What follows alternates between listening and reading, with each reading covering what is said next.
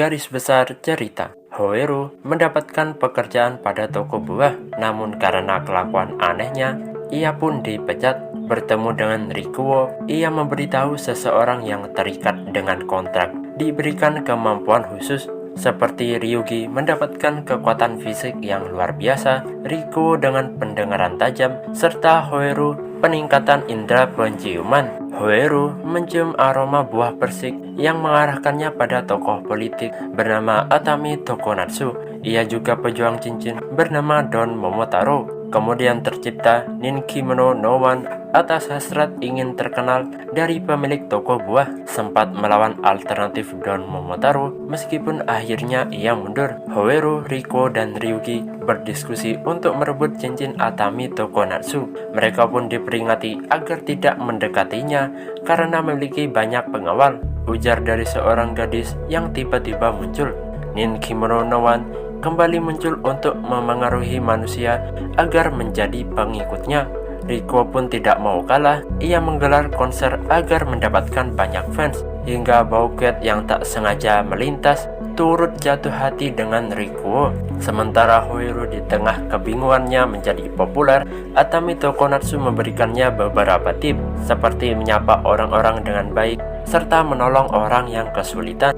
Meskipun begitu, tips yang diberikan tidak relevan dengan Hoero. Ia mendengar cerita seseorang yang tak sengaja mencampur aduk baju yang dicuci dan yang belum dicuci. Dengan kemampuan penciumannya, Hoero berhasil membantunya, membuat Tokonatsu kagum serta yakin bahwa Hoero akan menjadi orang terkenal nomor 1. Ninkimono no One, Rikuo, dan Hoero menunggu hasil pemilihan siapa yang paling terkenal. Tak diduga, pemenangnya justru Atami Tokonatsu. Hoero berubah menjadi Goju Wolf melawan Atami Tokonatsu sebagai alternatif Don Momotaro. Ninkimono no One ikut merusuh. Di saat yang sama, Goju Tyranno datang untuk melawan pasukan Ai dengan senjata Tyranno Hammer Go. Bouquet datang dengan robot Kalendios. Ia pun melawan Taiga Sword Blue. Pertarungan robot dimenangkan Taiga Sword Blue. Goju Tyranno menggunakan cincin Oranger yang berubah menjadi Ored, memerangkap alternatif Don Momotaro agar Goju Wolf fokus melawan Ninkimono no One. Berhasil mengeluarkan pemilik toko buah, ia menjuluki Goju Wolf sebagai pahlawan merah serta menjadi satu-satunya pendukung Hoero Tono.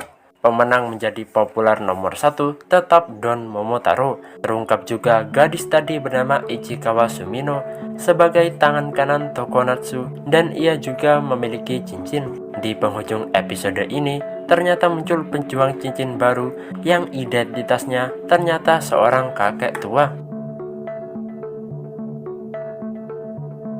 Serba-serbi episode 3. Setelah menonton episode 3 ini, ada beberapa hal menarik yang bisa dibahas.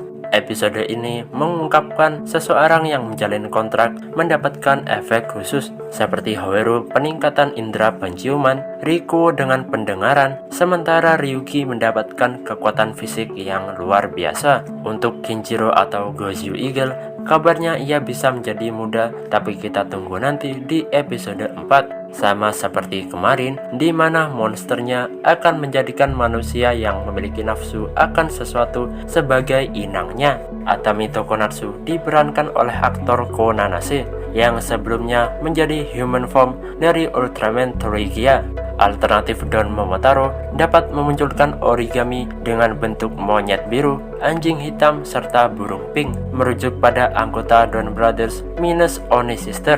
Jika alternatif Red Warrior menggunakan Sentai Ring, ia mendapatkan kekuatan spesifik seperti Don Momotaro menggunakan cincin Jetman, mendapatkan sayap dari Red Hawk. Itu juga merujuk pada Jetman dan Don Brothers yang ditulis oleh Bapak Toshiki Inoue. Episode ini juga menjadi debut dari Taiga Sword Blue dengan serangan yang berfokus pada tembakan. Episode 3 ini juga menampilkan Gojuger menggunakan Sentai Ring Oranger, lebih tepatnya Goju Tyranno yang berubah menjadi Ored.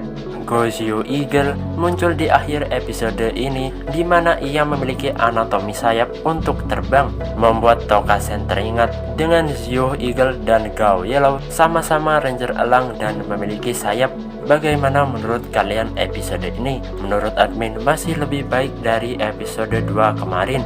Kalian bisa melihat rangkuman cerita admin sedikit rapi, meskipun beberapa orang masih mengeluhkan seperti fase ceritanya yang terlalu cepat. Tapi bagaimana menurut kalian? Terima kasih sudah menonton video ini. Jangan lupa cek yang lainnya. Tinggalkan like jika suka, subscribe bagi yang belum. Admin minta maaf apabila ada kesalahan, dan sampai jumpa di video selanjutnya.